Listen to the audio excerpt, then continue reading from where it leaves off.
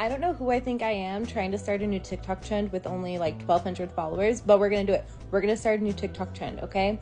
So this is going to be the new trend. I want us to share something about our parents while they're still here or even if they have passed. I think this is something, since my mom had passed, that I've been thinking about.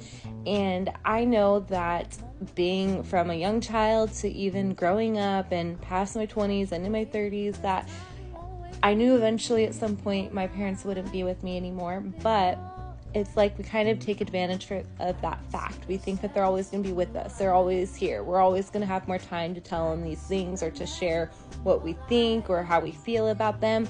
But to be honest, time kind of can be limited, and sometimes we don't take the opportunities to tell them these things. And so I realized that there were a lot of things I didn't get to tell my mom about how much I loved her, or her funny, like, different quirky personality traits that I loved, and I'm not able to share that with her anymore. So I wanted to hop on here to start a trend where we come on and we just share fun things or different personality dynamics, what makes our mom or dad or brother or sister who they are.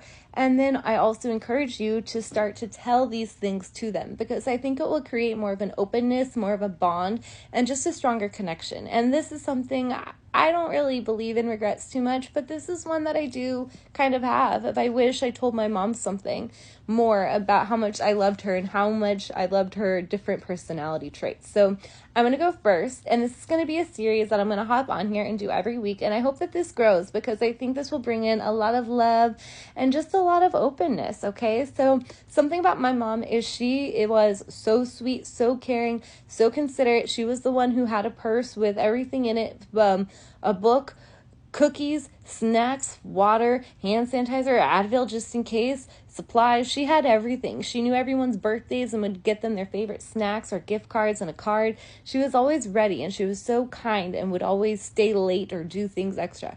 But this is what I really love about her. She had a sassy side. It was really sassy too. And when she was upset with something or saw something she didn't like or was just irritated with something, she was so expressive. And the funniest thing was she didn't even notice it. So someone would walk by or do something, and her faces would go.